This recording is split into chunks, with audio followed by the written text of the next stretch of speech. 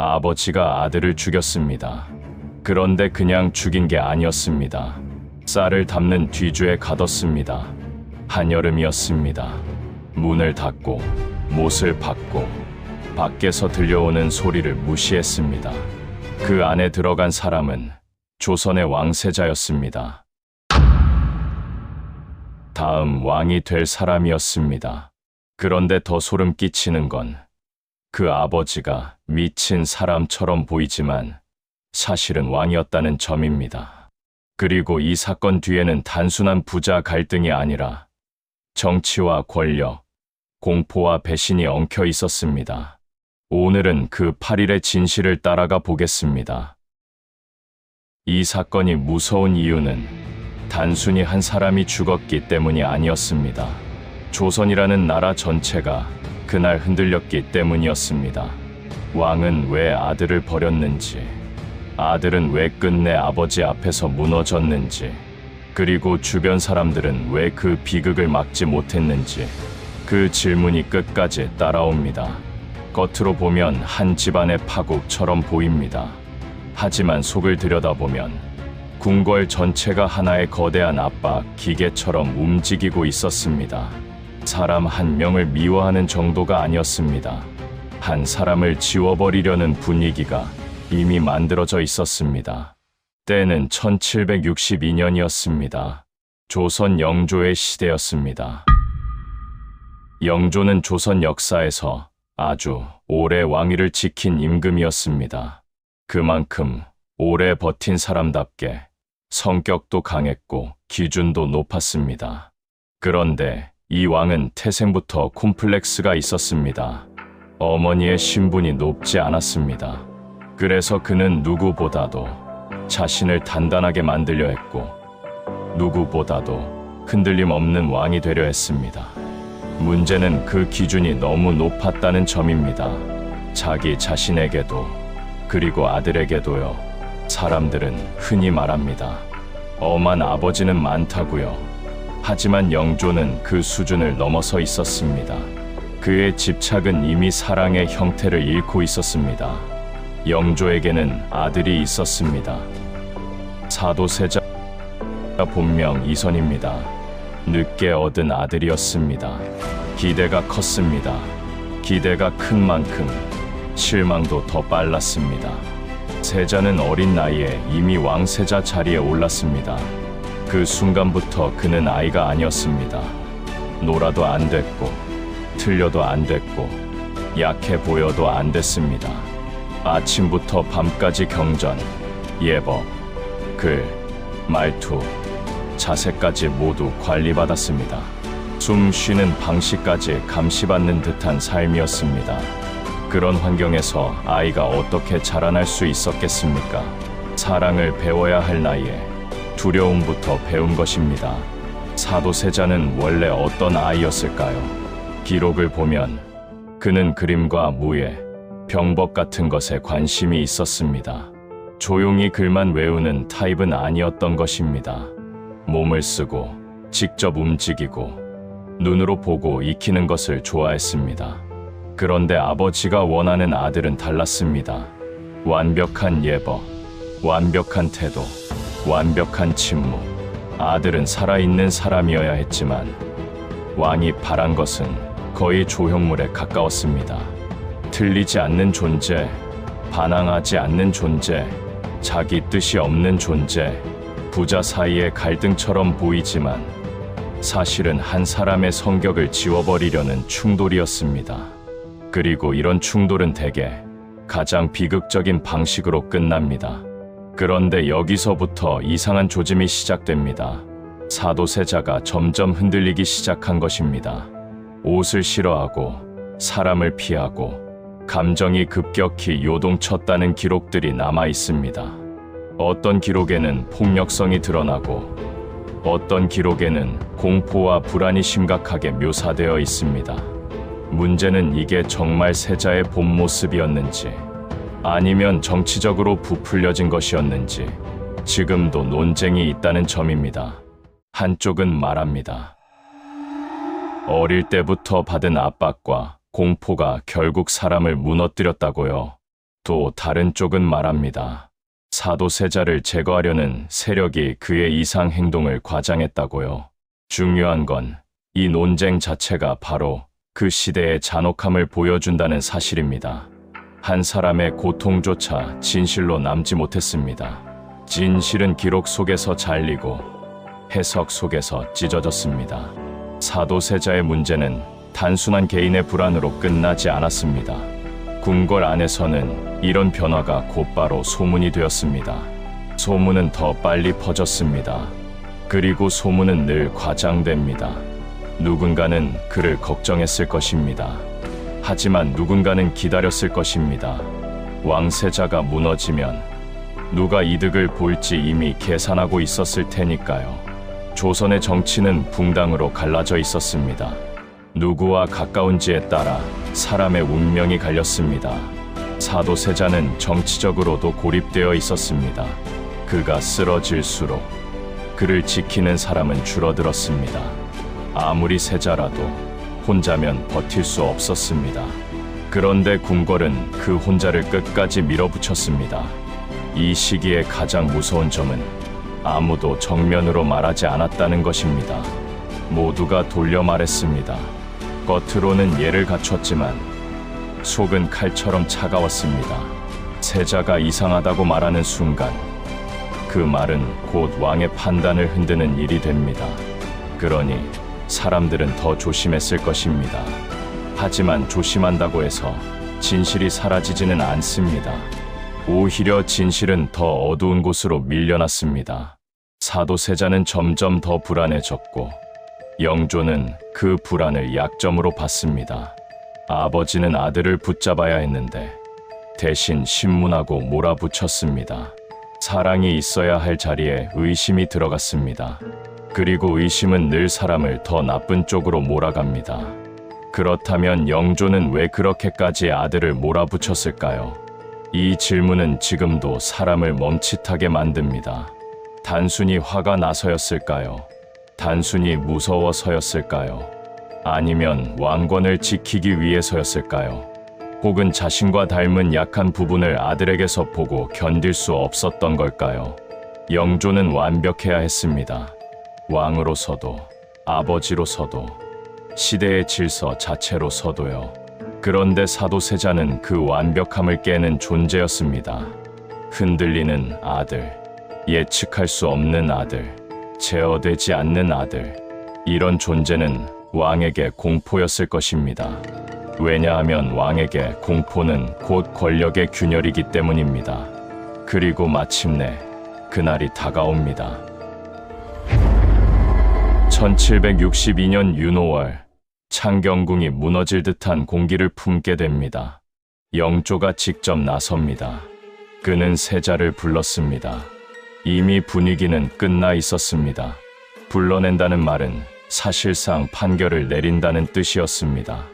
궁궐 안 사람들은 숨을 죽였습니다.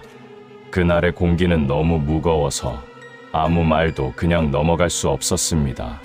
영조는 세자를 세자 자리에서 끌어내리려 했습니다. 세자를 패한다는 말은 한 인간의 미래를 통째로 잘라내는 말이었습니다. 그 순간부터 그는 더 이상 다음 왕이 아니었습니다. 아버지의 손으로 아들의 운명이 닫히기 시작했습니다. 사도세자는 그 자리에 섰을 때 어떤 마음이었을까요? 분노였을까요? 공포였을까요? 혹은 이미 포기였을까요? 기록은 완전하지 않습니다. 그렇기 때문에 더 무섭습니다. 사람은 마지막 순간에 가장 솔직해진다고 하지만 그 솔직함조차 조선의 궁궐에서는 기록되지 않았습니다. 왕 앞에서는 울 수도 없고 소리칠 수도 없고 변명할 수도 없었습니다. 그는 그냥 아들이었습니다.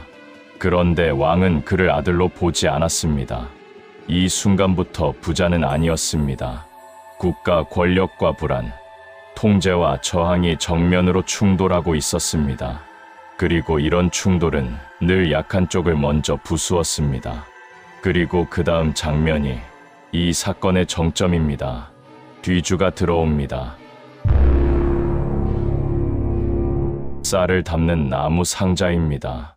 사람을 넣기 위한 물건이 아니었습니다.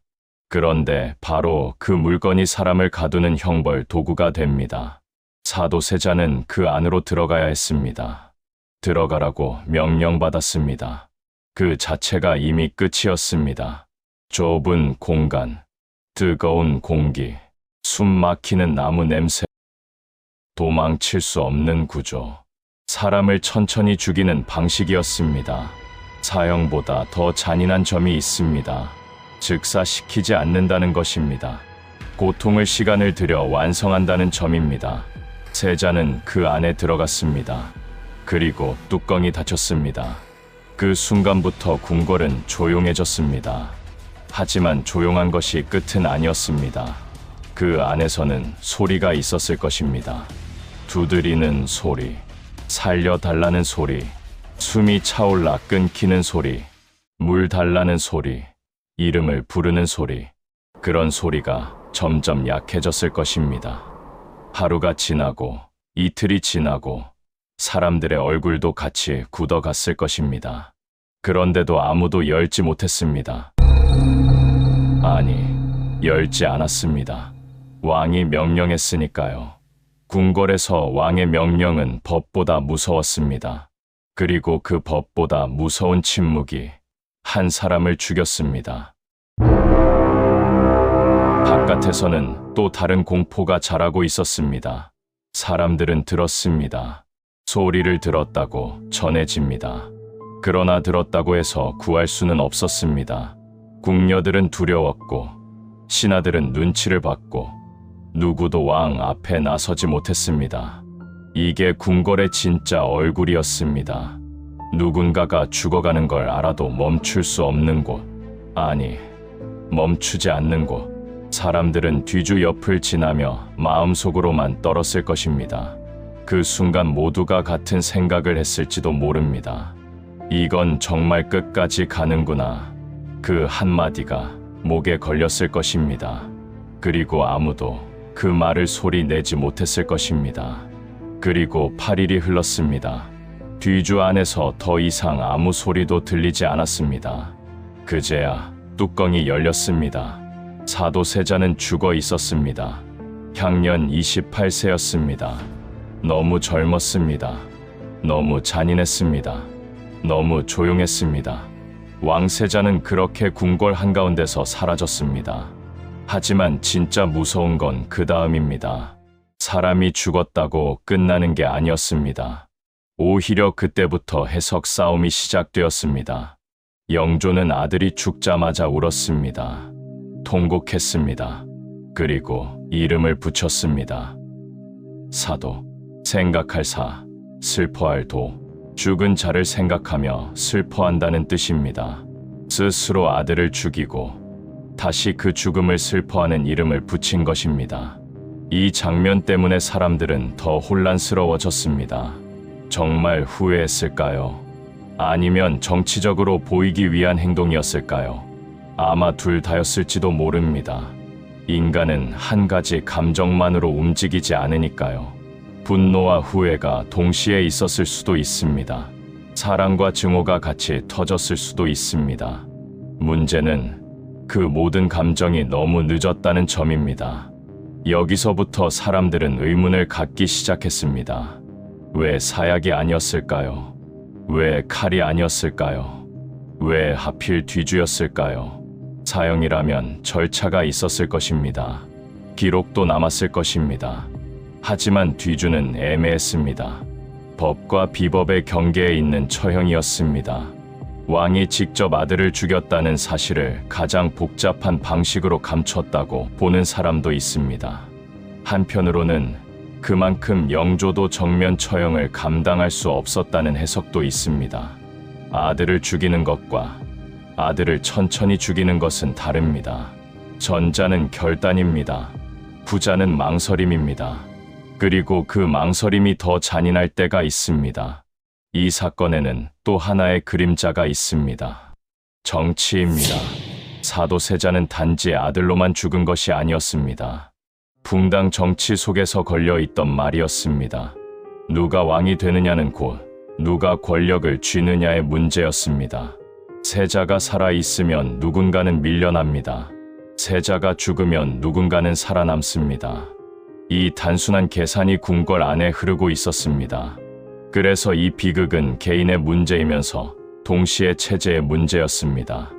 영조가 아들을 지웠다는 것보다 더 무서운 건 그 지움이 쉽게 가능했다는 사실입니다. 궁궐은 사람을 보호하는 곳이 아니었습니다. 궁궐은 권력을 정리하는 곳이었습니다. 그리고 그 모든 한가운데 한 아이가 있었습니다. 사도세자의 아들 이산입니다. 훗날 정조가 되는 사람입니다. 그는 그날을 봤습니다. 아버지가 죽어가는 것을, 아니 죽게 되는 과정을 보게 된 것입니다. 어린아이는 그 장면을 온몸으로 기억했을 것입니다. 그 기억은 지워지지 않습니다. 사람은 말을 잊어도 공포는 잊지 못합니다. 정조가 훗날 보여준 강한 통치 의지, 절대 무너지지 않겠다는 태도는 이때 만들어졌을지도 모릅니다. 아버지를 지키지 못한 아이는 아버지의 명예를 지키는 왕으로 자라야 했습니다. 그 비극이 정조를 만들었습니다. 그리고 정조는 평생 그 그림자를 넘으려 했습니다. 정조가 왕이 된 뒤 가장 강하게 보여준 것 중 하나가 바로 이것입니다. 나는 사도세자의 아들이다. 이 말은 가벼운 자기소개가 아니었습니다. 정치적 선언이었습니다. 위험한 선언이었습니다. 아버지가 뒤주에서 죽은 왕손의 아들이라는 사실을 스스로 드러내는 순간 그는 자기 정통성을 흔들 위험도 함께 안았습니다. 그런데도 그는 물러서지 않았습니다. 오히려 더 세게 나아갔습니다. 아버지의 무덤을 돌보고 명예를 되찾고 그 기억을 권력의 중심으로 다시 끌어왔습니다. 정조는 아버지의 죽음을 개인의 슬픔으로 묻지 않았습니다. 국가의 문제로 끌어올렸습니다. 그것이 아들로서의 복수였고 왕으로서의 선택이었습니다. 그런데도 마지막 의문은 남습니다. 영조는 정말 끝까지 아들을 미워했을까요? 아니면 사랑했는데 표현이 잘못된 걸까요? 혹은 왕이라는 자리 때문에 인간으로서의 감정을 끝내버렸던 걸까요? 기록은 여기서 멈춥니다. 누구도 그의 잠든 밤을 기록하지 않았습니다. 누구도 그가 혼자 남았을 때 어떤 얼굴이었는지 쓰지 않았습니다. 그래서 이 사건은 더 오래 남습니다. 정답이 없기 때문입니다. 우리가 보는 것은 완성된 결론이 아니라 감춰진 파국의 조각들 뿐입니다. 그리고 그 조각들은 지금도 묻고 있습니다. 권력은 어디까지 사람을 망가뜨릴 수 있는가? 부모의 기대는 어디서 폭력이 되는가? 사랑은 왜 가장 가까운 사람을 가장 아프게 만들었는가? 사도세자의 죽음은 단순한 왕실 비극이 아니었습니다. 그것은 왕이 아들을 버린 사건이었습니다. 동시에 한 나라가 침묵한 사건이었습니다. 그리고 그 침묵 속에서 정조라는 왕이 태어났습니다. 아버지를 잃은 아들이 왕이 되었고 왕이 된 뒤에도 아버지의 죽음을 끝까지 끌어안았습니다. 그래서 이 사건은 끝나지 않습니다. 뒤주 안에서 끝난 것 같았지만 사실은 그 뒤부터 더 길게 이어졌습니다. 한 사람의 죽음이 다른 사람의 삶 전체를 바꿔놓은 것입니다. 이게 바로 조선이 남긴 가장 차가운 장면 중 하나입니다. 오늘 영상 여기까지입니다. 재밌으셨다면 좋아요 눌러주시고 구독 부탁드립니다. 다음엔 더 흥미로운 이야기로 찾아오겠습니다.